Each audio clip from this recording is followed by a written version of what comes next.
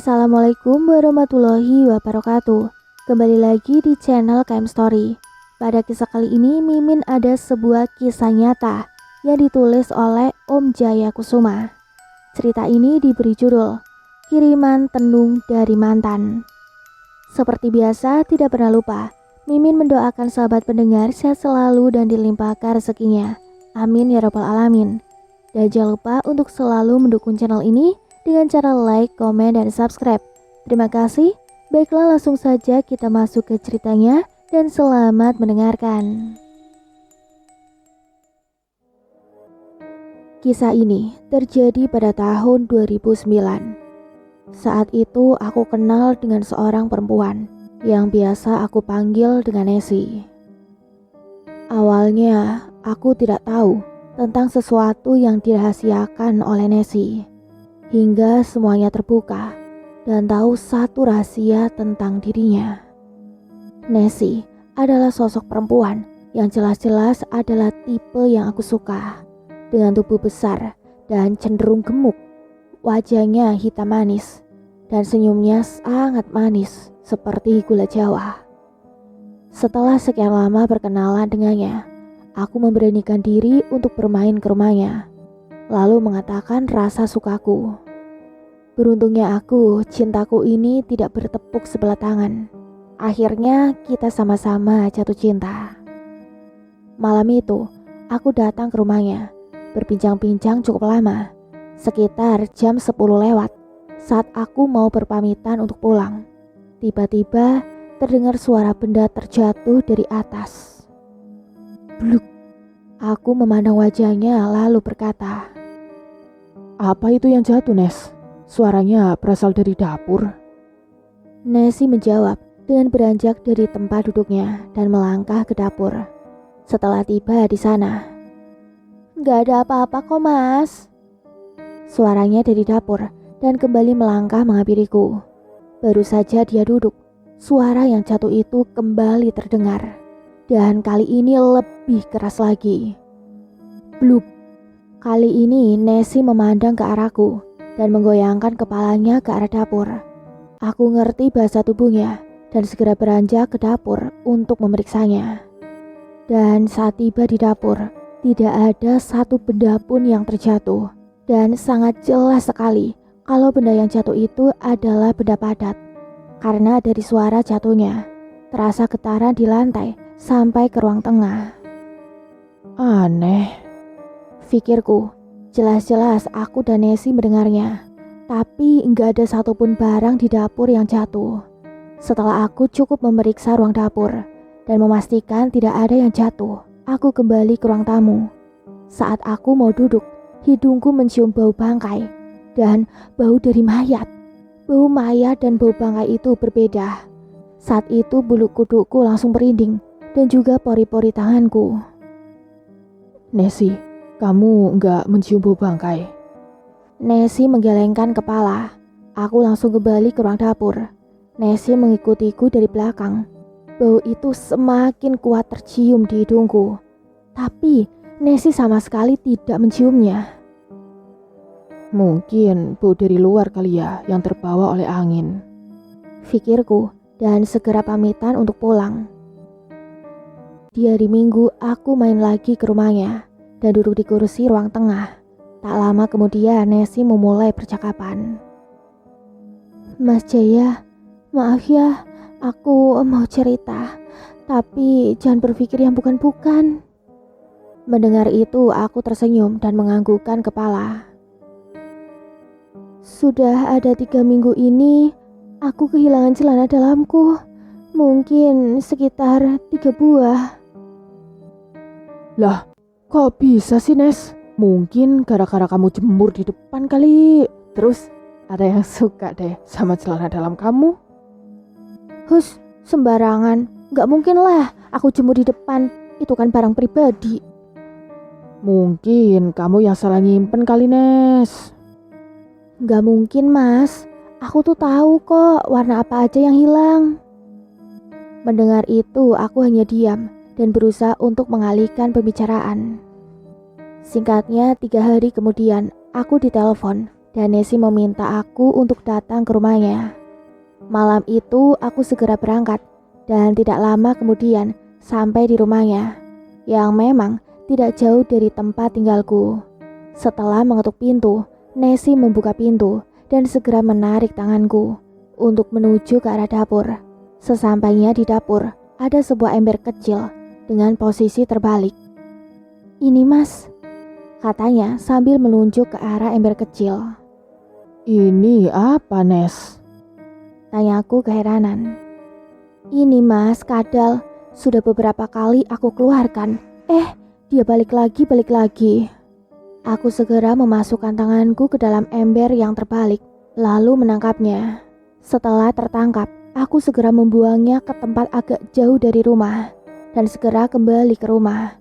Tapi anehnya, saat sampai di rumah, kadal itu sudah ada di atas TV dan Nesi memandang ke arahku, lalu tangannya menunjuk ke arah TV. Aneh sekali.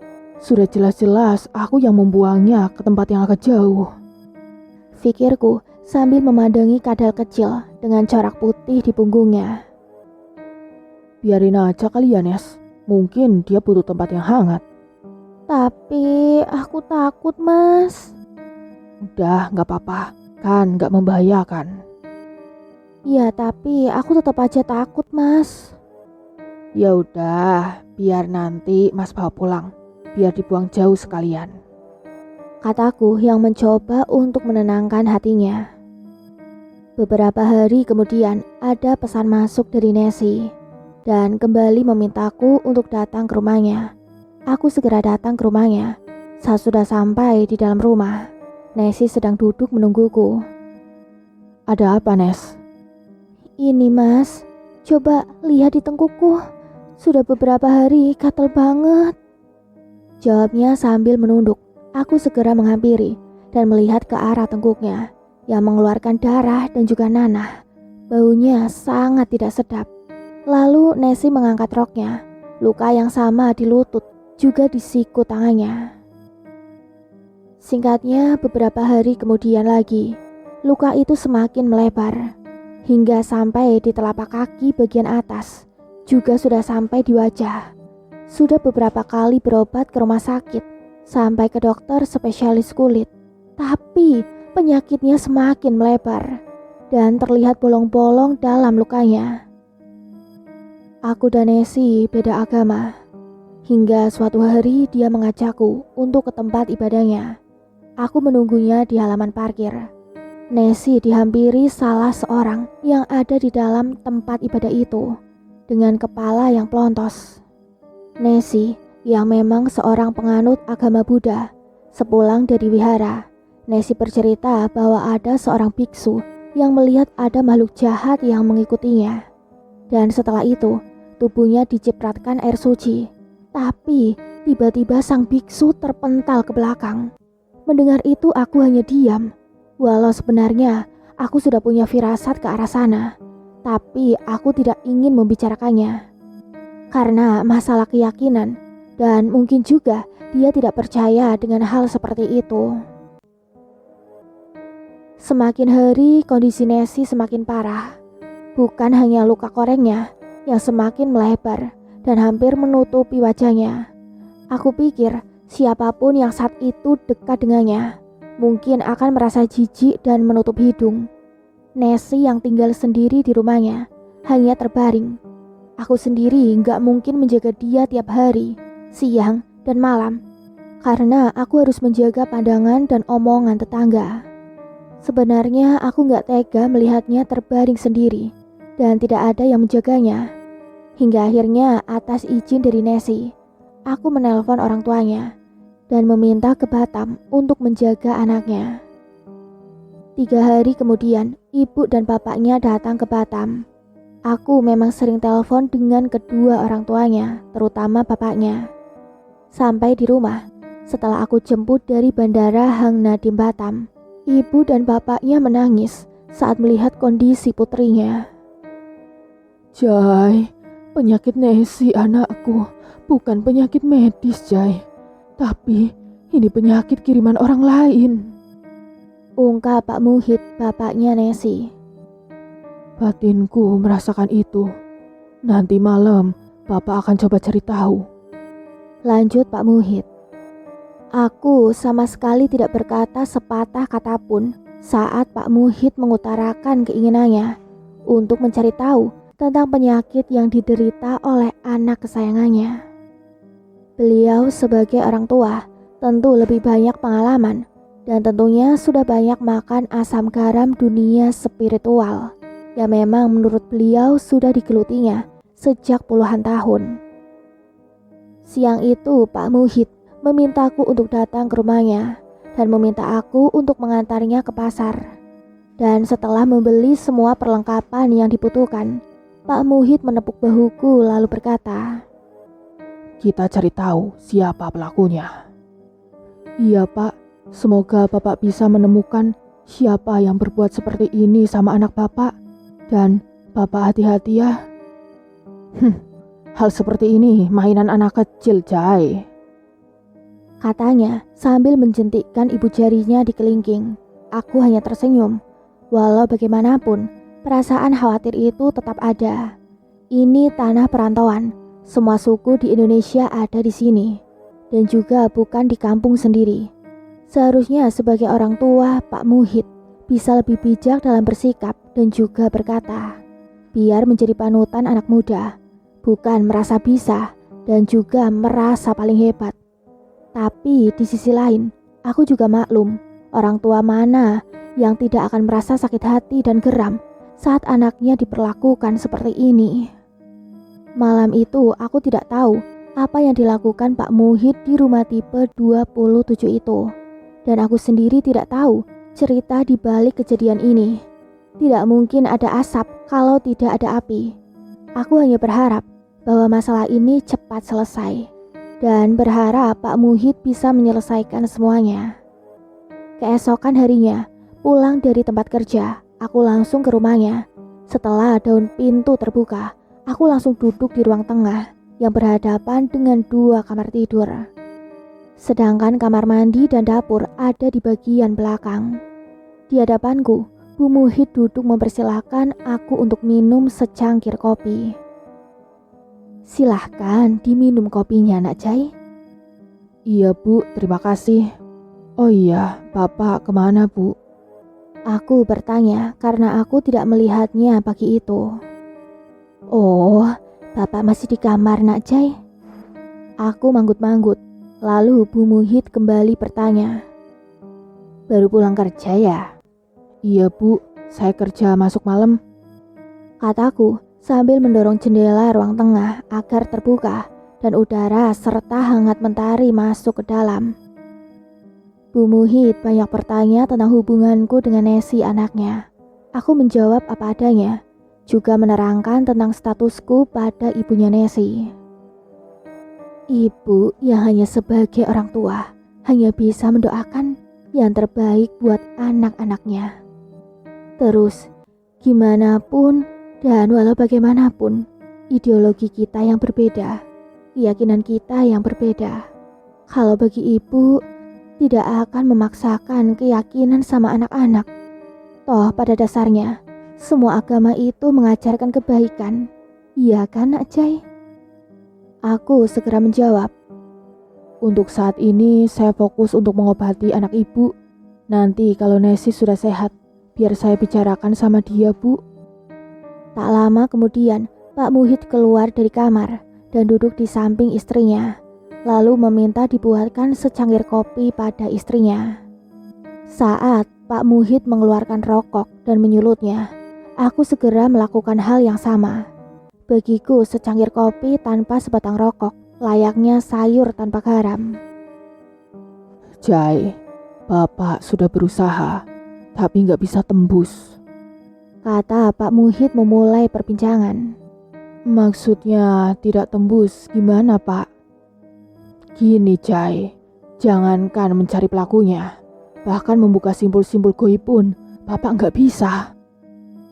Apakah sehebat itu ya Pak? Sepertinya begitu Jai. Pak Muhid menarik nafas dan memegangi dadanya. Aku melihat Pak Muhid meringis seakan menahan sakit. Sepertinya pelakunya punya kekuatan yang luar biasa, Jai. Susah untuk dibuka simbol gaibnya. Dan sepertinya si pelaku itu tahu bahwa akan ada yang mengobati hingga menutup keberadaannya dengan kekuatan penuh. Jujur, selama ini, baru kali ini mendapat lawan yang punya kekuatan gaib tingkat tinggi. Atau mungkin saja bukan hanya satu orang pelaku yang menyerang Nesi. Kalau boleh saya tahu, apa sebelumnya Nesi punya masalah dengan orang? Karena sejak kenal dengan saya, dia nggak banyak bercerita tentang masalahnya ataupun masa lalunya. Kembali, Pak Muhid menarik nafas dan mengernyitkan keningnya. Bapak rasa tidak ada, Jai. Tapi entah kalau di sini. Nah, iya Pak, mungkin di sini.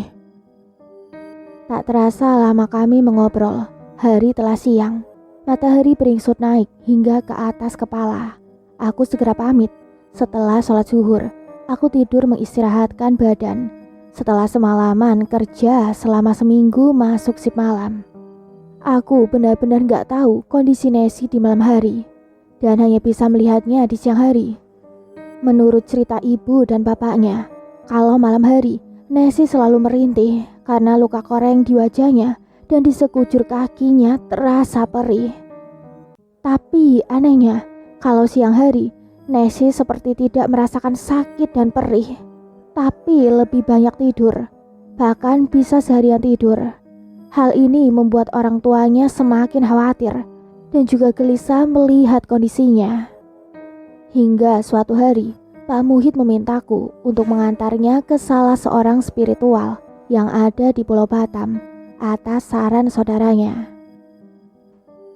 Jai, sebenarnya aku malas kalau harus begini. Aku sendiri paham, hanya saja aku gak mampu. Kata Pak Muhid saat aku sampai di depan rumahnya.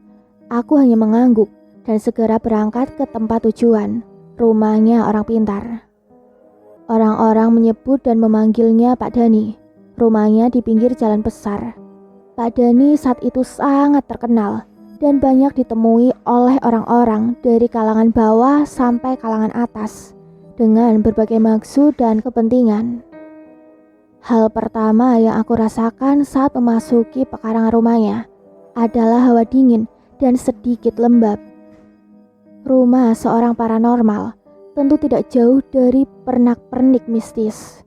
Setelah aku dan Pak Muhid masuk ke dalam rumah, Pak Muhid segera mengutarakan maksud kedatangannya. Baik, nanti malam jemput saya di sini. Kita akan lihat kondisinya, katanya. Dan sehabis maghrib, aku segera menjemput Pak Dani di rumahnya. Dan aku harus menunggu beberapa saat karena masih ada orang yang berkunjung. Setelah cukup lama menunggu, akhirnya aku berangkat menuju rumah Nesi. Sesampainya di rumah dan setelah dipersilakan masuk, Pak Dani segera menuju kamar dan memeriksa wajah, kaki, diri Nesi. Yang terlihat koreng itu sudah hampir menutupi wajahnya. Aku sudah beberapa kali menghadapi kasus seperti ini. Penyakit ini terbilang susah untuk disembuhkan.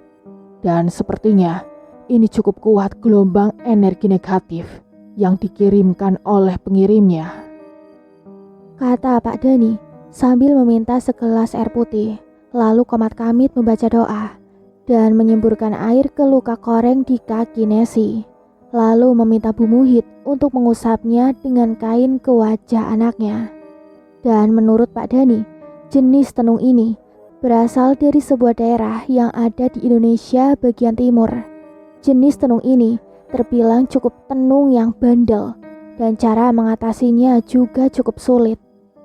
Tenung ini bukan hanya membuat target mati secara perlahan, tapi juga membuat target merasa malu bila ketemu orang. Dan orang yang bertemu dengan korban akan merasa jijik saat melihat wajah korbannya. Dan masih menurut pandangan Pak Dani, ini dilakukan oleh orang yang merasa sakit hatinya dan melakukan balas dendam dengan cara halus. Dan yang lebih fatal, mengancam keselamatan jiwa si korban. Pak Dani meminta beberapa persyaratan yang harus dipenuhi untuk mengobati sakitnya Nesi. Saya minta pisang lidi 1 sisir, kembang setaman, kelor hitam, dan bunghur Turki. Bila mana semuanya sudah siap, jemput saya lagi. Ungkapnya. Hari pun semakin malam, aku segera mengantar Pak Dani kembali ke kediamannya. Pada keesokan harinya, atas permintaan Pak Muhid, aku mengantarnya ke pasar untuk mencari dan membeli semua kebutuhan yang diminta oleh Pak Dani. Aku mengelilingi beberapa pasar untuk mencari pisang lidi, dan menurut para pedagang, pisang lidi bisa ditemukan di kebun-kebun warga di daerah Pulau Rembang dan Pulau Galang. Dari pasar, aku sama Pak Muhid segera mengarah ke jalan yang menuju pulau yang disebutkan beberapa pedagang. Jembatan Barelang adalah jembatan panjang yang menghubungkan Pulau Batang, Pulau Rembang, dan Pulau Galang. Ada 6 jembatan panjang yang menghubungkan beberapa pulau. Jembatan yang terbentang di atas permukaan laut. Perjalanan yang cukup panjang. Entah sudah berapa banyak kebun-kebun warga yang kumasuki, tapi jenis pisang lidi ini sulit sekali ditemukan. Aku sendiri tidak tahu seperti apa bentuk dari pisang lidi. Hingga waktu Isya terlewati, pisang lidi belum juga ditemukan. Akhirnya Pak Muhid memintaku untuk pulang. Sepanjang jalan dari jembatan 6, kondisi sangat gelap. Jalan yang diampit 2 hutan lebat di kiri dan kanannya, tanpa penerangan lampu jalan. Ditambah kabut yang turun membuat jalanan semakin gelap. Aku segera memakai lampu panjang agar garis putih di tengah jalan terlihat sebagai tolak ukur laju mobil yang menembus gelapnya malam. Aku keluar dari jembatan 6 dan 20 menit kemudian sampai di jembatan 5. Saat berada di tengah-tengah jembatan, tiba-tiba mobil mati dengan sendirinya. Aduh, celaka. Kalau bensin habis, aku bersama Pak Muhid harus bermalam di sini. Batinku sambil menepikan mobil ke pinggir. Suasana begitu sepi dan tidak terlihat satupun kendaraan yang lewat. Aku segera turun dari mobil diikuti oleh Pak Muhid. Tenang saja, Jai. Nanti juga mobil itu bisa hidup lagi, kata Pak Muhid sambil menepuk-nepuk pundakku. Di depan sana ada dayang-dayang penghuni gaib. Di sini sedang lewat, lanjut Pak Muhid. Hebat juga pandangan batin Pak Muhid ini, batinku berkata. Tak lama kemudian, Pak Muhid berdiri dari duduknya dan segera membakar 3 batang rokok sekaligus, lalu melemparnya ke tepi jalan sambil komat-kamit. Ayo Jai, jalan lagi, katanya sambil membuka pintu dan duduk di jok depan. Aku segera beranjak dan masuk ke dalam mobil. Segera aku menstarter mobilnya dan mesin mobil hidup tanpa kendala. Mobil segera melaju kembali. Tadi itu para demit yang sedang melintas. Oh, gitu ya Pak, jawabku pendek dan tetap fokus ke jalanan yang gelap. Tak terasa aku sudah keluar dari jembatan Barelang dan berbelok kanan menuju perumahan tempat tinggal Pak Muhid dan anaknya Nesi. Sesampainya di depan pintu, aku dan Pak Muhid disambut Bu Muhid. Pak, anak kita Pak. Terlihat kepanikan dan kecemasan di wajahnya. Setengah berlari, Pak Muhid segera memasuki kamar anaknya dan langkah kakiku mengikuti di belakangnya. Di dalam kamar, Nesi meraung-raung sambil menutupi wajahnya. Mulutnya tidak berhenti mengatakan takut. Pak Muhid segera duduk bersila. Jari tengahnya disambungkan dengan ibu jari membentuk huruf O. Mulutnya komat-kamit dan menghentakkan telapak tangan ke arah depan. Pergi kamu iblis, bentakan Pak Muhid yang disusul dengan terpentalnya tubuh Pak Muhid ke belakang dan menabrak lemari pakaian. Pak Muhid segera bangun dan secepatnya bersila. Matanya terpejam, mulut komat kamit, lalu mendorongkan dua telapak tangannya ke arah depan, seakan-akan sedang menahan satu sosok tubuh yang berusaha untuk masuk. Dan kali ini, kembali tubuh Pak Muhid seakan terlempar ke belakang. Pak Muhid segera berusaha bangkit, tapi kembali ambruk. Dari mulutnya keluar darah hitam. Melihat kejadian itu, Bu Muhid semakin panik dan menarik-narik tanganku. Aku seakan-akan terkesima dengan semua kejadian di depan mataku. Aku hanya melongo dengan pikiran yang terasa blank dan kosong. Aku baru sadar saat tanganku ditarik-tarik oleh Bu Muhid. Jai, tolong Bapak Jaya. Katanya. Aku segera beristighfar dan melangkah ke arah Pak Muhid serta membangunkannya. Nesi semakin berteriak-teriak. Suasana semakin kalut dengan ditambahnya Bu Muhid yang menangis. Aku segera berlari ke rumah tetangga untuk meminta bantuan. Membopong tubuh Pak Muhid yang tinggi besar, yang tengah terkapar muntah darah, dan Nesi yang terus berteriak ketakutan. Setelah membopong tubuh Pak Muhid dan memindahkannya di kamar sebelah, kondisi Nesi seperti yang kerasukan. Matanya melotot. Dari mulutnya keluar kata-kata dari bahasa suku tertentu. Aku tidak mengerti apa yang Nesi katakan. Tetangga memanggil Pak Ustadz setempat. Dan tidak lama kemudian Pak Ustadz yang berperawakan gemuk itu datang. Dan Nesi segera menunjukkan ibu jarinya ke arah Pak Ustadz. Dan ternyata Pak Ustadz mengerti dengan bahasa yang dikatakan oleh Nesi. Mau ngapain kamu kesini? Kata suara berat yang keluar dari mulut Nesi. Kamu mau apa ada di tubuh anak ini? Jawab Pak Ustadz. Cepat, kamu pergi dari sini. Kembali suara berat itu berkata. Kamu yang cepat keluar. Kata Pak Ustadz sambil komat kamit dan mengusap wajah Nesi. Seketika Nesi terkulai dan tidak sadarkan diri. Setelah semuanya reda, Pak Ustadz berpamitan dan Nesi kembali berulah. Hingga kejadian itu berulang dan membuat Pak Ustadz kelelahan. Saat ditunggu oleh Pak Ustadz, setan itu tidak merasuk lagi. Ketika ditinggal, dia kembali masuk ke dalam raga Nesi. Ini jin bandel sekali, kata Pak Ustadz sambil memandangku. Aku sendiri gak paham arti pandangan Pak Ustadz kepadaku. Dan sudut mataku melirik ke arah Bu Muhid yang tengah khusyuk berdoa. Dua kekuatan doa yang berbeda tengah berbenturan melawan sosok yang keluar masuk raga Nesi. Dan pada akhirnya Pak Ustadz undur diri. Bu Muhid sudah terlihat mengantuk dan lelah. Sementara Nesi merintih, sesekali berbicara dengan bahasa yang tidak aku mengerti sama sekali. Aku meminta Bu Muhid untuk tidur dan biar aku saja yang menunggui anaknya. Bu Muhid akhirnya menurut dan tidur beralaskan karpet di sebelah anaknya. Meski sekali-kali terbangun. Aku segera ke kamar mandi untuk bersuci dan kembali duduk bersila di hadapan Nesi yang tengah merintih. Nesi, lihat Mas Jaya, kataku. Nesi memalingkan wajahnya menatapku. Kedua matanya liar, mulutnya menggeram, kedua giginya beradu seakan sangat geram melihatku. Sudahlah Nesi, ingat Tuhan, kataku padanya. Nesi hanya menggeram sambil telunjuknya menyentuh dadanya sendiri. Aku tahu, jawabku sambil memejamkan mataku, mencoba untuk menyatukan hati dan pikiran. Dalam pikiran serta hatiku, satu sosok bermuka merah dengan mata bulat menonjol keluar.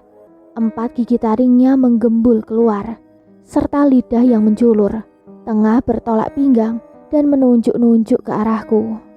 Mungkin wajahnya mirip dengan topeng reok Ponorogo. Sepintas gambaran yang kudapat, makhluk bermuka menyeramkan itu seakan-akan ingin menerkamku.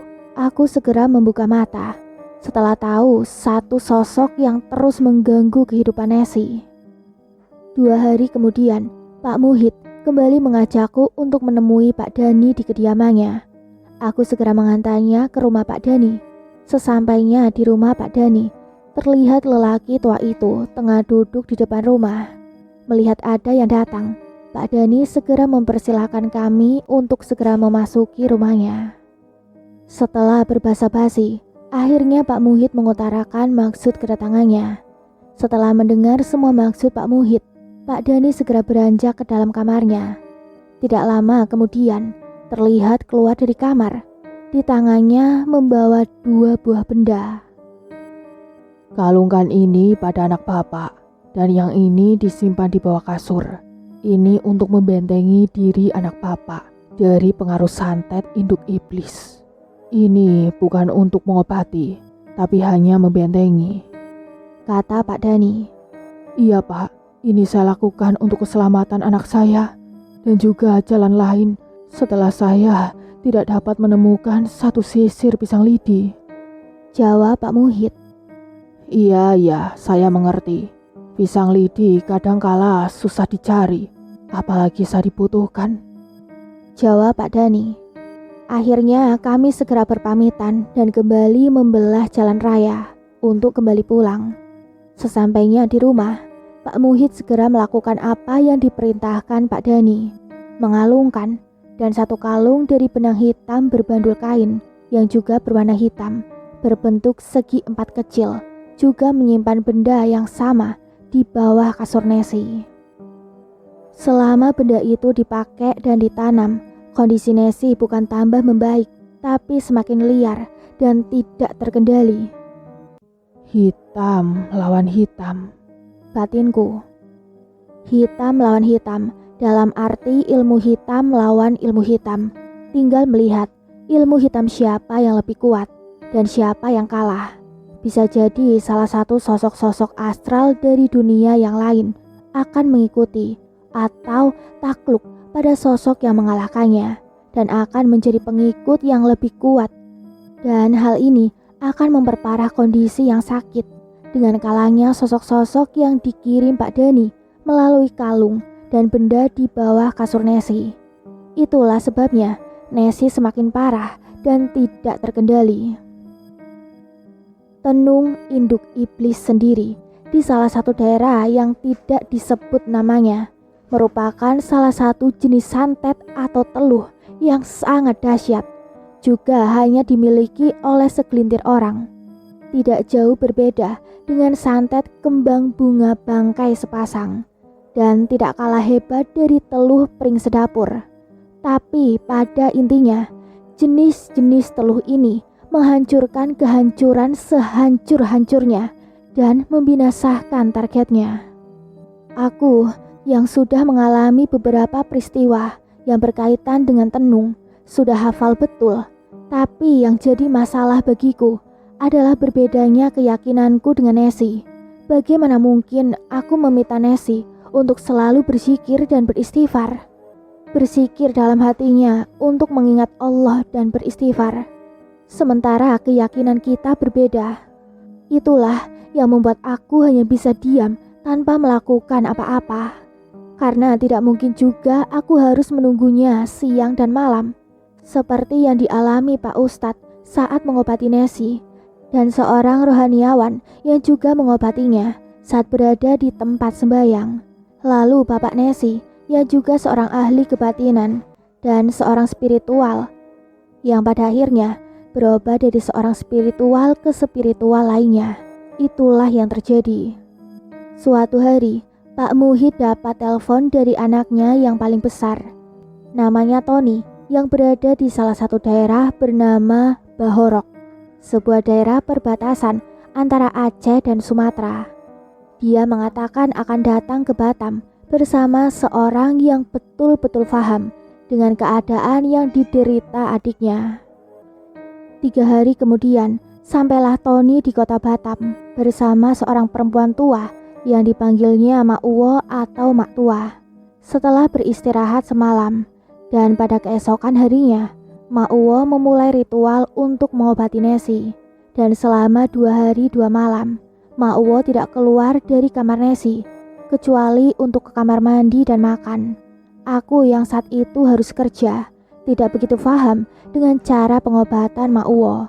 Hanya saja dari penampilan dan raut wajah Mak Uwo, bukanlah orang yang dekat dengan Tuhan Sang Pencipta. Tapi apapun itu hak Mak Uwo, toh itu menjadi urusan hidupnya. Hingga satu malam, aku dengar bunyi telepon genggamku berdering, bertuliskan Pak Muhid memanggil. Dari ujung telepon, terdengar suara Pak Muhid memintaku untuk datang malam itu juga. Dan akhirnya, aku segera berangkat menuju rumahnya. Setelah dipersilakan masuk, aku duduk di kursi ruang tengah bersama keluarga Pak Muhid dan juga Mak Uwo. Jai, besok Mak Uwo dan Mas Tony akan segera balik ke Baharok. Kalau ada waktu dan bisa, Bapak minta tolong sama Jaya untuk mengantarkan Mak Uwo dan juga Mas Tony ke bandara, kata Pak Muhid. Jam berapa besok penerbangannya, Pak? Tanyaku. Jam 11 siang, Jai. Gimana? Bisa? Iya, bisa, Pak. Saya besok kerja masuk jam 3 sore. Oh, jam 3 sore. Lalu pulangnya jam berapa, Jai? Jam 11 malam, Pak. Oh, ya sudah, kalau gitu. Aku tersenyum dan menganggukkan kepala sambil meneguk kopi yang disuguhkan di hadapanku.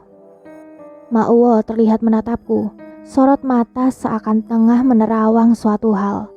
Aku kembali menatap sorot mata dari Mak Uwo, dan dua pasang mata saling menatap. Lalu aku kembali menunduk, sudut mataku menangkap senyum dari bibir Mak Uwo dan kepala yang mengangguk-angguk. Ibu Muhid segera ke dapur untuk menyiapkan bekal besok pagi. Mas Tony masuk ke kamar berkemas-kemas, dan Pak Muhid menunggu anaknya Nesi di kamar. Mak Uwo menggeser tempat duduknya dan duduk rapat di samping. Mak melihat sosok ular hijau yang ikut denganmu, dan juga sosok lain yang mendampingimu, kata Mak Uwo setengah berbisik. Ah, Mak ini ada-ada saja, jawabku. Emak sempat berkomunikasi batin dengan sosok ular hijau itu. Siapa dia, Jai? Tanya Mak Uwo. Emak nggak tanya langsung sama dia. Dia meminta emak untuk bertanya padamu, Jai. Dia nyimasku malah serimpi, Mak. Gimana kalau Mak minta nyimasku malah serimpinya, Jai? Silakan saja, Mak, jawabku sambil menatap Mak Uwo, dan Mak Uwo kembali menatapku. Entah apa yang sedang aku alami, aku seakan tengah melihat Mak Uwo sedang berusaha untuk menaklukkan Nyimas Kumala Serimpi. Mereka bertarung habis-habisan. Yang ku tahu, aku dan Mak Uwo sama-sama terpental ke ujung sandaran kursi. Lalu Mak Uwo kembali duduk di kursi asalnya yang berada di hadapanku dengan nafas yang terengah-engah. Sementara aku merasakan seluruh badanku menjadi lemas. Kenapa tidak kamu saja yang mengobati kekasihmu, Jai? Tanya Mak Uwo. Saya nggak bisa apa-apa, Mak. Kamu itu, Jai, pura-pura bodoh ya. Saya tidak ingin melibatkan mereka, Mak. Toh mereka juga tidak beda dengan saya, hanya seorang makhluk, dan yang membedakan hanya alamnya saja. Mak ngerti, kadangkala saat kita mengobati orang yang kita sayang, seakan-akan tidak mengena, mungkin karena rasa sayang itu. Tukas Mak Uwo dan obrolan dengan Mak Uwo terhenti saat Pak Muhid keluar dari kamar anaknya. Mak, sebenarnya siapa pelaku dari semua ini? Tanya Pak Muhid. Aku tidak bisa mengatakan semua ini di hadapan pemuda ini, jawab Mak Uwo sambil memandang ke arahku. Aku paham maksudnya. Sebentar ya, Pak, saya beli rokok dulu, kataku sambil berdiri dari tempat duduk dan terus melangkah meninggalkan Mak Uwo dan Pak Muhid berdua di ruang tengah. 1 jam sebelum penerbangan, aku dan Mak Uwo serta Mas Tony sudah sampai di bandara. Dan setelah mengantar sampai depan pintu masuk, aku segera kembali ke rumah Pak Muhid. dan mengabarkan bahwa mereka tengah menunggu di ruang keberangkatan. Setelah beberapa minggu, keadaan Nessie mulai ada perbaikan. Meski saat kecil, lukanya tidak lagi melebar dan sudah bisa jalan. Hanya saja tidak berani keluar rumah karena merasa malu dengan luka di wajah serta di kakinya. Dan akhirnya Nessie dibawa pulang oleh bapak dan ibunya ke Jawa untuk mencari obat di sana. Sepeninggalan Nessie dan keluarganya, aku diminta untuk menempati rumah yang ditinggalkan penghuninya. Malam pertama bermalam di rumah itu, aku membaca-baca buku.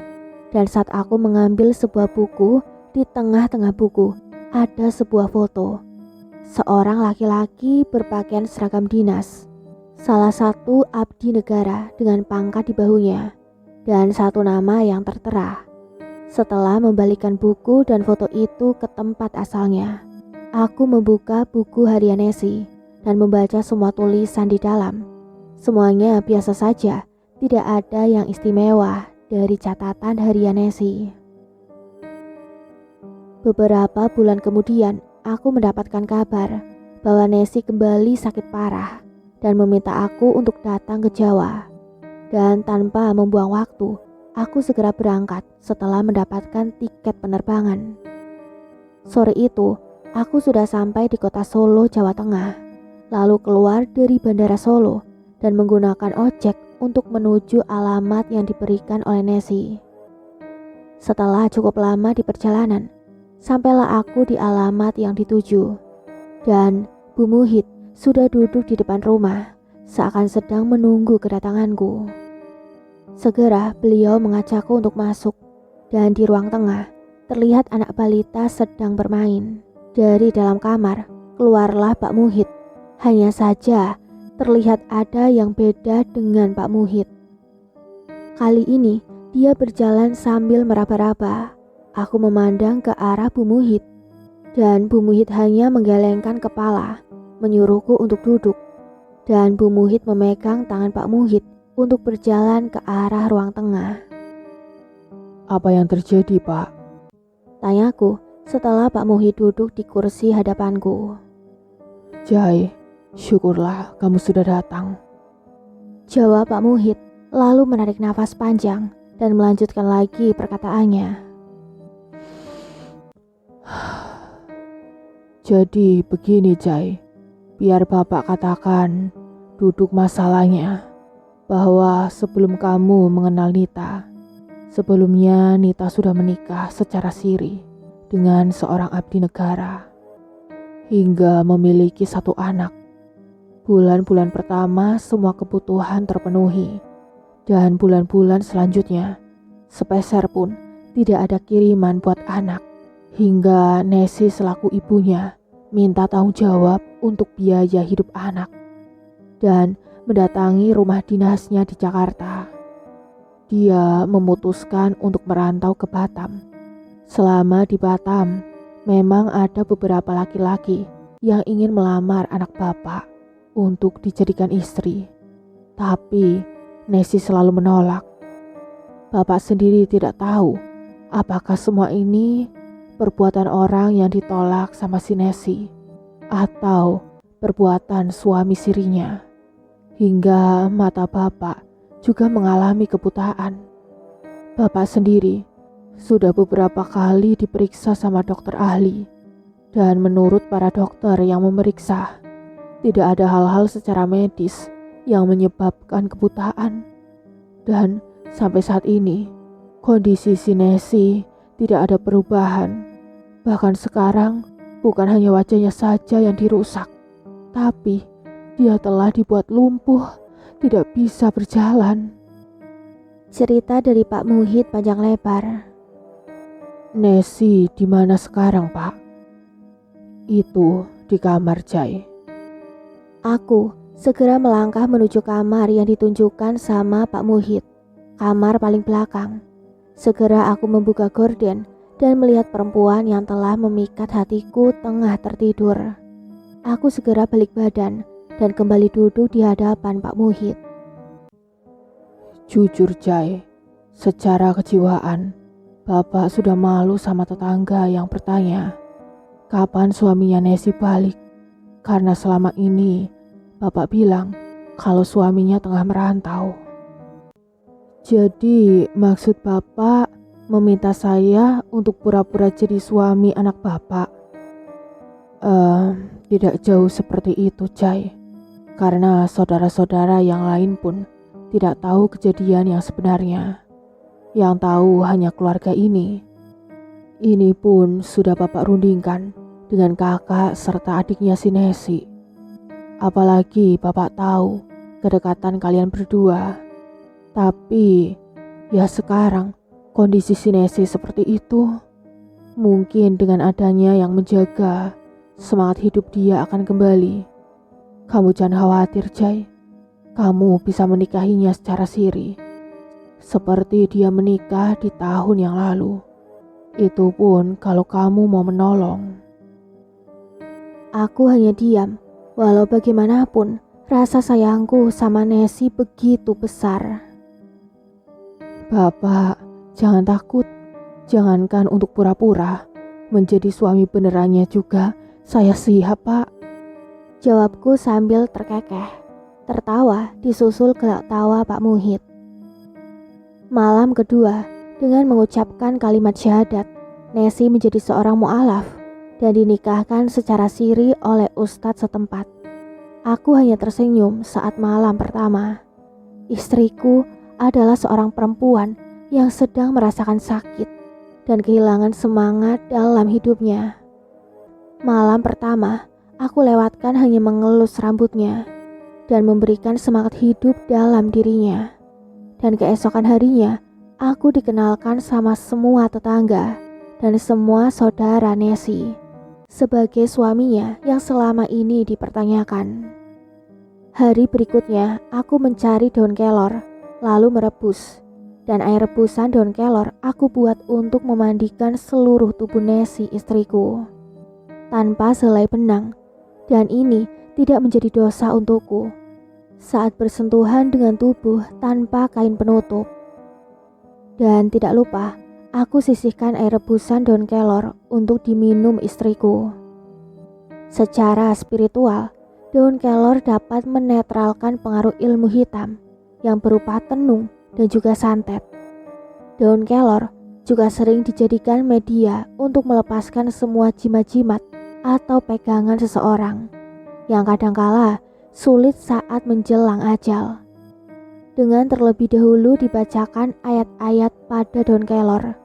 Begitu juga yang aku lakukan saat memandikan tubuh istriku. Aku membaca beberapa surat yang lazim dibaca seperti Al-Fatihah, Al-Ikhlas, Al-Alaq, An-Nas, Ayat Kursi, juga doa Nur. Dan setiap surat dibaca sebanyak 11 kali. Lalu berdoa kepada Gusti Allah, memohon kesembuhan dan perlindungan. Pada malam harinya, aku memukulkan ranting dan daun kelor di kaki Nesi sambil terus berzikir, Allah, Allah, dalam hati.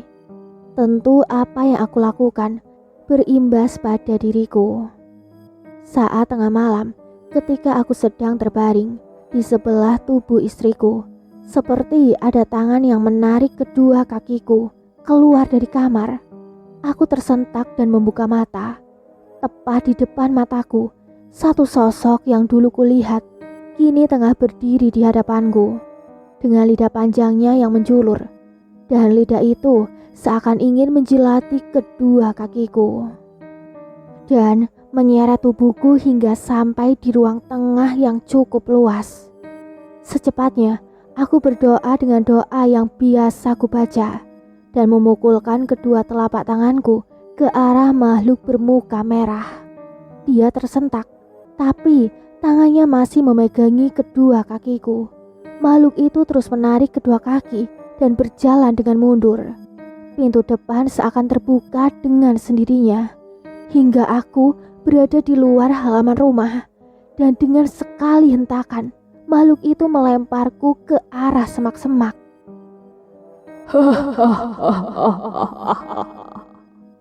Aku yang dilempar ke arah semak-semak segera bangun dan duduk bersila segera membaca doa malaikat Jibril. Allahumma inni as'aluka Jibrilu fiyadi.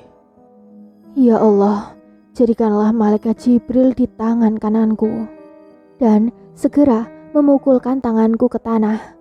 Makhluk itu terperanjat dan mundur beberapa langkah ke belakang, lalu berubah menjadi gumpalan asap dan menghilang.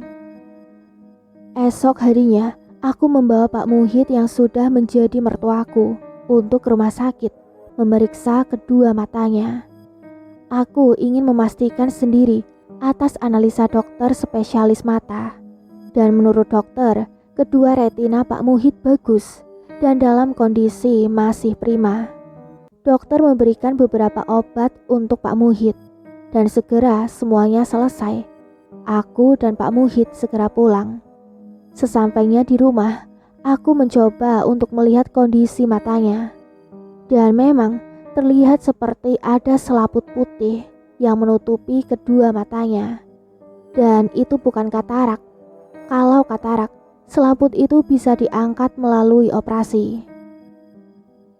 Sore hari, aku berada di dapur untuk merebus daun kelor untuk mandi Nesi istriku dan menyisihkan 1 gelas untuk diminum.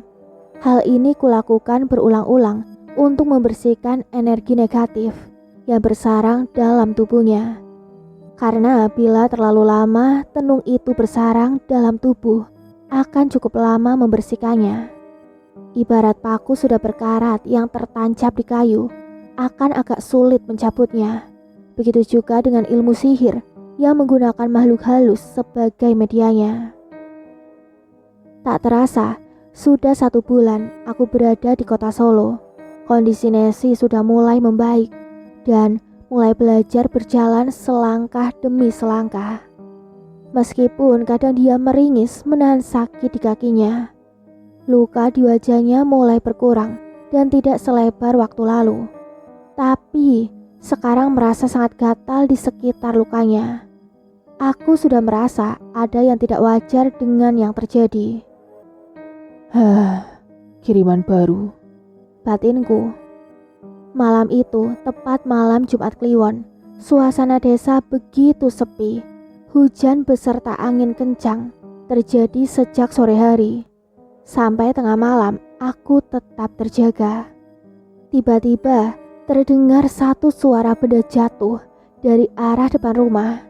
Aku berpikir itu buah nangka yang matang. Segera ku ambil lampu senter dan berjalan keluar rumah. Dan tak satu pun ada nangka yang jatuh. Mungkin aku salah dengar kali ya, batinku sambil kembali masuk ke dalam rumah. Aku terperanjat, begitu kaget melihat sosok perempuan berambut panjang tengah duduk di ruang tengah. Kepalanya menunduk dan kedua tangannya sedang asik memainkan rambutnya yang panjang. Segera aku membaca doa. Sosok perempuan itu terbang menembus dinding rumah. Aku segera berjalan masuk ke kamar dan Nesi tengah menggaruk-garuk kulitnya yang luka hingga berdarah. Ternyata aku ceroboh dengan suara yang jatuh di saat aku keluar. Makhluk itu masuk mengirimkan penyakit. Segera aku memegang tangan Nesi istriku dan membangunkannya karena dia menggaruk sambil terpejam. Nesi, bangun. Nesi masih tetap terpejam. Aku segera mengusap wajahnya. Nesi berhenti menggaruk dan kembali tidur seakan-akan tidak terjadi apa-apa.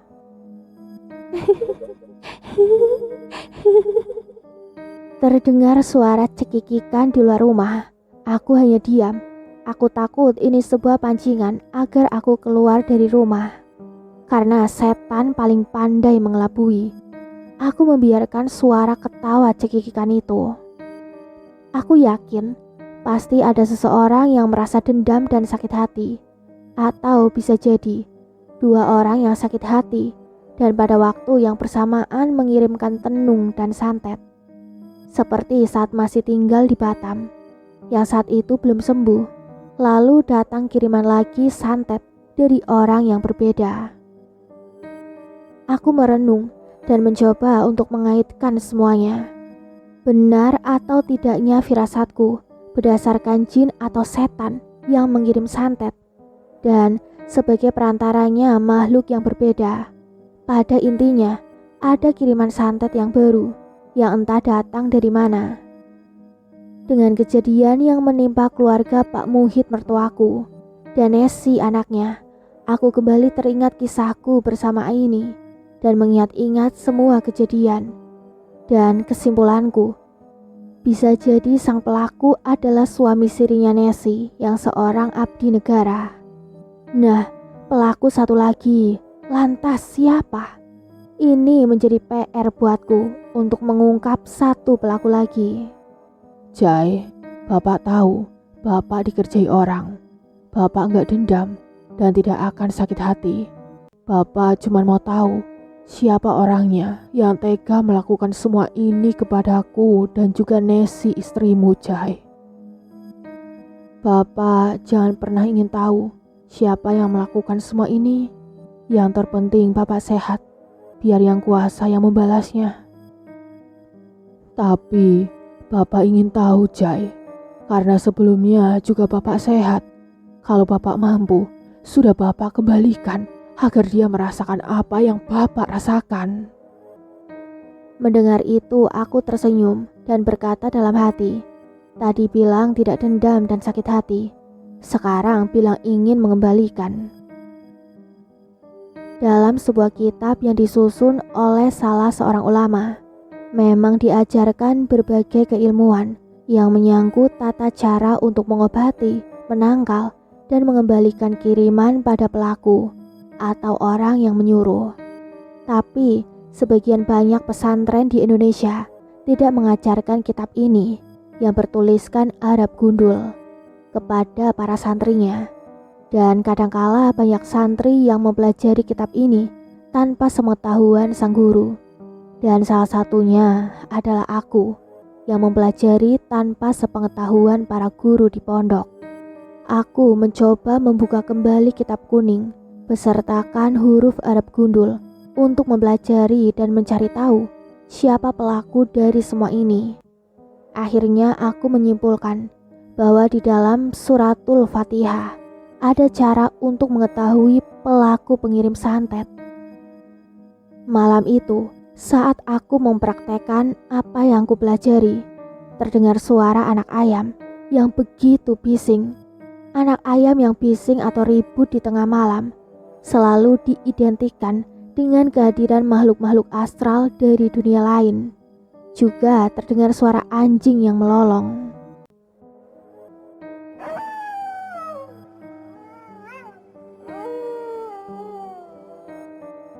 Mereka sudah datang, Jai. Satu suara yang sudah ku kenal terdengar di telingaku. Ya, itu suara Wangsa Direja. Lalu terdengar suara auman yang menggelegar dari Wangsa Direja dan suara anak ayam serta lolongan itu. Seketika lenyap, aku segera mengambil air dalam gelas dan membaca ayat kursi serta doa nur sebanyak 11 kali. Disambung dengan penggalan ayat ke-9 dan ayat 58. Lalu mengusapkan air dalam gelas ke seluruh tubuh Nesi istriku dan menyiramkan sisa air dalam gelas ke setiap sudut rumah. Hal ini dilakukan sebagai pagar goib, serta tidak lupa berdoa memohon kepada Gusti Allah. Setelah melakukan itu semua, aku bergegas keluar rumah dan duduk bersila di halaman, memejamkan mata, menyatukan pikiran dan hati ke depan halaman yang gelap gulita. Dan batinku melihat Wangsa Direja sedang mengaum di depan 3 sosok yang menyeramkan. Satu sosok bermuka merah dengan lidah yang panjang menjulur. Satu sosok tinggi besar dengan mata merah menyala, dengan tubuh dipenuhi bulu-bulu runcing seperti bulu landak. Dan satu lagi, sosok bertubuh manusia dengan telinga runcing, bermata besar dan bulat, tapi berkaki seperti seekor kuda, dan ada ekor di belakangnya. Sedikitpun Wangsa Direja tidak terlihat takut. Dia terus mengaum, memperlihatkan taringnya. Ketiga sosok siluman inilah yang dipakai sebagai suruhan pemilik ilmu tenung. Iduak iblis, ketiga iblis Asura, atau tingkat tinggi dalam starata kedudukannya. Beberapa kali membuat Wangsa Direja jatuh bangun dan dilempar. Ayat-ayat yang kubaca pun seakan tidak berarti. Satu tangan hitam mencekik leherku dan mengangkat tubuhku yang sedang duduk bersila di tanah. Semua doa yang kubaca tidak membuat makhluk itu merasakan apa-apa. Disinilah Gusti Allah menunjukkan bahwa doa adalah sebuah perantara. Makbul atau tidaknya satu doa, hanya Allah lah yang punya hak untuk mengabulkan. Dan ketika Allah berkehendak, maka jadilah. Aku sudah benar-benar pasrah. Dadaku sudah sesak. Tenggorokan sudah sakit dicekik tangan yang berbulu hitam. Nafasku seakan terhenti. Tiba-tiba, satu sosok tubuh panjang dan besar menghantam tubuh dari sosok hitam sampai terjengkang ke belakang. Dan satu sosok perempuan cantik bermahkota dengan tubuh sebatas pinggang ke bawah, berwujud seekor ular yang besar, hadir di depanku. Ya, di saat kritis, Allah menolong hambanya dengan perantara Nyimas Kumalasrimpi yang datang tepat pada waktunya. Aku kembali duduk bersila dan mengatur nafasku, lalu kembali memusatkan hati dan pikiran, layaknya sebuah adegan dalam film, dan aku seakan terlibat dalam sebuah pertarungan sengit dengan sosok-sosok makhluk yang sangat menyeramkan. Wangsa Direja yang terdesak kembali mengaum, menerkam satu sosok bermuka merah dengan lidahnya yang terjulur. Nyimas Kumalasrimpi membelitkan separuh badan yang berwujud ular pada makhluk berkaki kuda. Secepatnya aku kembali membaca doa malaikat Jibril dan memukulkan telapak tanganku ke arah tubuh sosok hitam berbulu seperti landak. Makhluk hitam berbulu landak menggeram kesakitan dan mundur terjajar beberapa langkah ke belakang, dan segera menerjang kembali dengan kuku-kuku tajam, mengarah ke sekitar leherku dengan jarak sekitar 1 meter. Tangan itu mengarah ke leherku. Ingatanku kembali pada sebuah pelajaran di kitab kuning, Khairatujun Asror. Secepatnya aku membaca suratul Fatihah dengan tata cara yang kubaca di kitab kuning. Spontan, tanganku bergerak menangkap pergelangan tangan makhluk hitam itu. Kali ini, lolongan dari makhluk hitam memekakkan telinga, disusul dengan terbakarnya tubuh dari makhluk itu, lalu menjadi asap hitam yang menggumpal dan hilang, menyisakan bau yang terbakar. Sudut mataku mengitari sekelilingku. Wangsa Direja dan Nyimas Kumalasrimpi, juga kedua makhluk yang menjadi lawannya telah lenyap saat aku membuka mata. Kejadian malam itu betul-betul menyisakan sebuah kengerian dalam diriku. Pada pagi harinya, sebuah pertarungan yang sangat menguras semua energi dan membuat aku kelelahan, hingga aku tertidur begitu lama. Pada pagi hari itu, aku terbangun saat aku dengar suara azan di masjid. Aku membuka mataku, seraut wajah manis tersenyum di hadapanku dan duduk di samping tubuhku yang masih terbaring. "Mas Jai, mau dibuatkan kopi ndak?" Ya, itu suara dari Nesi. Aku mengangguk dan tersenyum. Lalu kulihat Nesi beranjak dan melangkah ke arah dapur. Aku hanya melongo melihatnya berjalan tanpa merasakan sakit. Mungkin kalau orang awam hanya akan melihat seseorang sedang mengobati santet atau tenung, hanya akan melihat raganya duduk bersila dengan mata terpejam serta mulut komat kamit. Itu hanya raga kasarnya, sementara yang terjadi tidak lebih seperti yang diceritakan. Maka dari itu, tidak sedikit dari orang-orang yang berusaha menyembuhkan orang yang terkena santet atau tenung mengalami muntah darah, bahkan berujung kematian. Dan hal ini adalah sebuah konsekuensi bagi yang mengobati sihir tenung dan santet. Memang tidak akan pernah masuk akal dan logika, tetapi sesuatu yang tidak masuk akal dan logika itu bisa terjadi bagi para pelaku spiritual.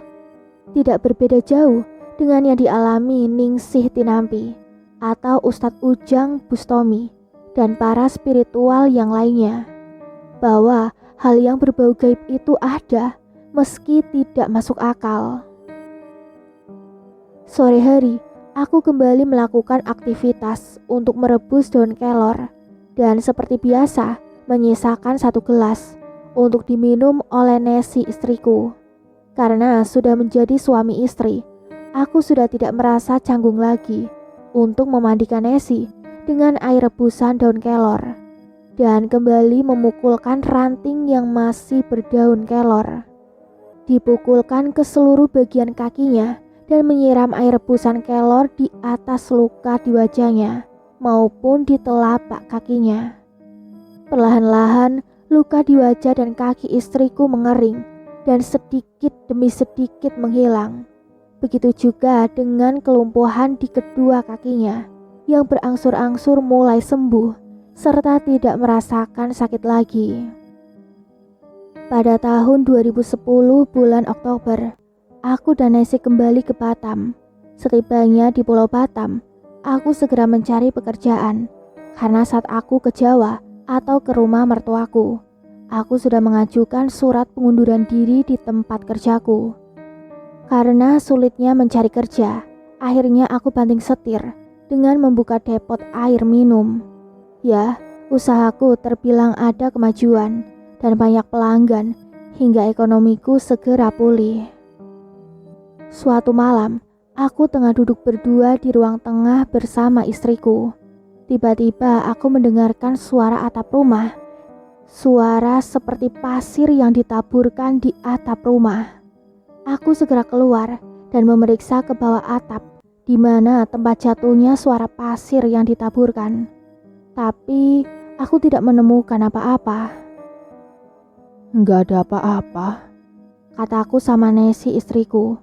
Nesi menghampiriku dan memegang tanganku. Mas Jai, aku takut. Aku hanya tersenyum sambil mengalungkan tanganku di bahunya serta mengajaknya kembali masuk ke rumah. Beberapa hari kemudian terjadi hal aneh.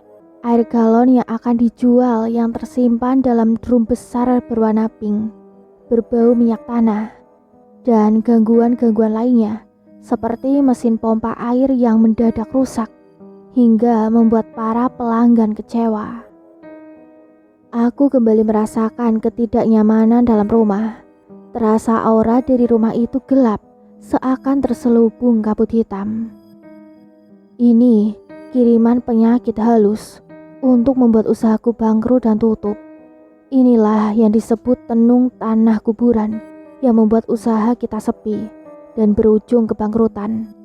Ini banyak terjadi di masyarakat untuk menghancurkan saingan bisnisnya.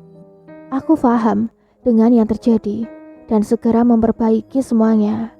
Dan malam harinya, aku kembali melakukan tirakatan untuk menangkal kiriman santet tanah kuburan dengan membaca ayat kursi sebanyak 99 kali. Dilanjut dengan doa nurbuat dan penggalan surat Yasin ayat 9, 58, dan 82 sebanyak 22 kali. Menjelang dini hari, suara letupan terdengar di ruang depan yang dipakai sebagai ruang mesin. Aku segera memeriksa, siapa tahu ada mesin yang rusak. Tapi semua baik-baik saja. Setelah memastikan semua aman, aku segera keluar dari rumah dan menuju halaman yang tidak seberapa luas. Di sudut halaman di pohon jambu air, sosok putih dengan kuncung kain yang diikat kepalanya tengah berdiri sambil mengangguk-nganggukkan kepalanya. Bulatan hitam di sekitar matanya dengan kedua lubang hidung yang masih tersumbat dengan kapas menatap ke arahku. Inilah sosok pocong yang mengirimkan teluh tanah kubur. Pulang sama tuanmu dan bawa serta penyakit yang kamu kirim. Atau aku bakar tubuhmu dengan ayat kursi. Batinku mengajak komunikasi. Pocong itu menganggukkan kepala beberapa kali dan menghilang. Beberapa hari kemudian, saat itu hari Minggu, aku dengan Nesi bersih-bersih di rumah. Semua barang-barang yang tidak terpakai dikeluarkan dari dalam rumah, termasuk barang-barang dari dapur. Semua barang-barang di bawah meja tembok dapur dikeluarkan. "Ini apa, Mas?" kata Nesi sambil memperlihatkan satu bungkusan berkain mori. Aku segera menghampiri dan meraih bungkusan itu dan berjalan ke ruang tengah, diikuti oleh istriku. Aku segera duduk setelah sebelumnya menutup pintu depan dan segera membuka ikatan yang juga terbuat dari kain mori atau kain kafan. Saat semua terbuka, aku tercengang melihat isi bungkusan itu yang berisi 3 celana dalam punya istriku yang sempat hilang beberapa waktu yang silam, dengan berbagai raja atau tulisan yang tidak bisa aku mengerti. Istriku tersentak sambil menutup mulutnya dengan jari-jari tangannya. "Mas Jai, aku takut," ucapnya sambil menyandarkan kepalanya di bahuku. Aku hanya tersenyum sambil mengelus rambutnya. Nesi, jangan takut ya. Kita akan menyelesaikan semuanya. Pada malam harinya, aku membakar bungkusan yang kutemukan pada siang harinya. Terlebih dahulu berdoa tentunya. Api membakar semua bungkusan berkain mori hingga menjadi debu. Bau sangit dan amis tercium dari asap pembakaran. Selang beberapa hari kemudian, ada seorang laki-laki yang datang mencari Nesi istriku. Dari logat bicaranya berasal dari daerah timur. Tidak lama kemudian istriku menghampiri dan terjadilah perbincangan di depanku.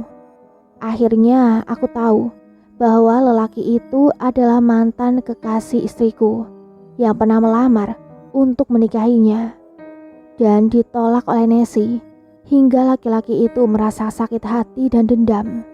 Laki-laki itu mengakui bahwa dia yang mencuri 3 buah celana dalam milik istriku. Dia datang untuk meminta maaf atas semua kesalahannya, karena kini semua tenungnya berbalik arah menyerang dirinya, dan juga meminta sama istriku untuk menunjukkan orang yang mengobati istriku. Laki-laki itu pun mau meminta tolong untuk diobati. Nesi menatap ke arahku dan aku segera menggelengkan kepala sebagai jawaban dari tatapan mata istriku. Aku segera mengulurkan tanganku dan mengajaknya bersalaman serta mengenalkan diri pada laki-laki itu dan mengatakan bahwa aku adalah suami dari Nesi. Laki-laki itu tersenyum dan aku membalas senyumnya serta mengatakan untuk menemui Pak Dani di daerah Tembensi. Dan laki-laki itu segera pamit dengan menutup sebagian wajahnya yang terkena koreng seperti yang dialami oleh Nesi istriku. Pada suatu hari sepulang dari pasar, Nesi bercerita bahwa dia ditemui oleh 2 orang laki-laki dengan seragam dinas dan memintanya untuk menemui atasannya di salah satu rumah makan di bilangan Batam Center. Setelah aku berpikir, akhirnya aku mengantar istriku ke tempat yang sudah disebutkan. Di salah satu rumah makan di bilangan Batam Center, aku duduk di meja yang tidak jauh dari tempat duduk Nesi istriku. Tak lama kemudian datang seorang laki-laki berperawakan gemuk dengan perutnya yang terlihat buncit, memakai seragam dinas, lalu duduk di hadapan Nesi istriku. Aku yang duduk tidak jauh dari tempat mereka berdua bisa mendengar semua perbincangan. Dan akhirnya aku menyimpulkan dari semua percakapan itu tidak lepas dari hak asuh anak dari hasil pernikahan siri mereka. Dan Nesi menolak untuk menyerahkan anak yang dilahirkannya kepada mantan suami sirinya. Hingga terjadi perdebatan yang seru. Melihat perdebatan yang semakin seru, aku takut terjadi kekerasan. Hingga aku mencoba mengontak salah seorang temanku yang berprofesi sebagai salah satu wartawan koran lokal. Dan sangat kebetulan sekali, dia sedang meliput berita di Masjid Agung Batam Center. Hingga secepatnya sampai di tempat yang dimana aku berada. Lalu aku menceritakan apa yang terjadi dan meminta kawanku untuk meliput bila terjadi kekerasan yang dilakukan orang berperut buncit terhadap satu wanita. Yang tidak lain, wanita itu adalah Nesi, istriku. Pemilik rumah makan itu segera melerai keributan yang terjadi dan meminta kedua belah pihak untuk segera meninggalkan lokasi rumah makan. Nesi menatap ke arahku dan aku segera menggoyangkan kepalaku. Ketika sampai di lahan parkir, laki-laki buncit itu berkata dengan nada mengancam. Awas kamu, jangan sebut aku. Kalau tidak, aku bisa membuatmu bersujud di kedua kakiku. Mendengar itu, Nesi langsung menjawab dengan lantang. Lakukan apa yang mau kamu lakukan. Jika kamu belum puas dengan yang kamu lakukan kepadaku, juga keluargaku. Laki-laki berperut buncit itu membuka pintu mobil dan segera duduk dalam mobilnya serta berkata, Jika terjadi sesuatu denganmu atau keluargamu, jangan cari orang lain, cari aku. Katanya sambil mengarahkan jari telunjuknya ke arah dada sendiri. Dengan ponggohnya dia berkata, pada tahun 2011, aku bersama Nesi pulang ke Jawa Tengah, tepatnya ke satu daerah di sekitar kota Solo, untuk merawat Bu Muhid, ibu mertuaku. Beliau jatuh sakit dan berselang 2 bulan kemudian meninggal dunia. Otomatis, Pak Muhid sendiri dan cucunya, anak yang dilahirkan oleh Nesi. Sehingga mau tidak mau, Nesi harus merawat bapaknya yang penglihatannya terganggu meski sudah berobat ke sana ke sini. Karena perbedaan keyakinanlah yang membuat aku tidak bisa berbuat apa-apa. Dalam arti kata, hari ini sembuh, besok kambuh lagi. Mungkin aku masih bisa menjaga Nesi dan anaknya dari pengaruh sihir dan santet yang dikirimkan oleh laki-laki berperut buncit yang tiada lain, bekas suami sirinya. Tapi untuk Pak Muhid, aku hanya mampu mendoakan yang terbaik. Singkat cerita, selama aku di Solo, aku mengalami banyak gangguan, baik dalam usaha maupun dalam kehidupan. Apalagi aku orang yang termasuk pendatang, dan juga hal-hal yang tidak masuk akal. Hingga pada akhirnya, sebagai manusia, aku merasa harus mengakhiri semuanya. Dengan kata lain, selain menangkal, aku juga berdoa kepada Allah, Sang Pencipta, untuk mengembalikan semua kiriman kembali pada pengirimnya. Semua atas kehendak Sang Pencipta. Hingga suatu hari, aku mendengar lelaki berperut buncit itu duduk di kursi roda dan dipensiunkan secara dini dari jabatannya karena sakit yang tidak kunjung sembuh. Pada tahun 2013 akhir, aku melihat sebuah perbedaan dari istriku dan selalu bilang sudah sholat, padahal aku tahu dia berbohong. Tapi aku hanya diam dan tanpa sepengetahuanku, Nesi telah kembali pada ideologi yang dahulu. Dan pada tahun 2014, setelah bapaknya meninggal, Nesi dengan terus terang mengatakan kepadaku bahwa dia akan kembali kepada keyakinannya yang dahulu, dengan alasan tidak ada lagi generasi penerus dari keluarganya yang memeluk keyakinan yang sama dengan kedua orang tuanya. Aku tidak bisa memaksakan sebuah keyakinan pada orang lain, karena itu menjadi hak seseorang dalam memeluk sebuah keyakinan. Begitu juga orang lain tidak bisa memaksakan keyakinan pada diri kita. Aku lebih memilih kehilangan sosok Nesi daripada kehilangan keyakinanku. Begitu sebaliknya yang Nesi rasakan. Dia juga memilih kehilangan diriku daripada keyakinannya. Hingga akhirnya aku berkata, agamamu untukmu, agamaku untukku. Demikian akhir kisah ini. Semoga menjadi pembelajaran untuk sahabat pendengar. Mohon maaf atas segala kekurangan, karena manusia tidak ada yang sempurna. Terima kasih banyak atas doa dan support sahabat pendengar Camp Story. Semoga sehat selalu dan lancar rezekinya. Amin ya rabbal alamin. Tunggu kisah lainnya di video selanjutnya. Mimin pamit undur diri. Wassalamualaikum warahmatullahi wabarakatuh.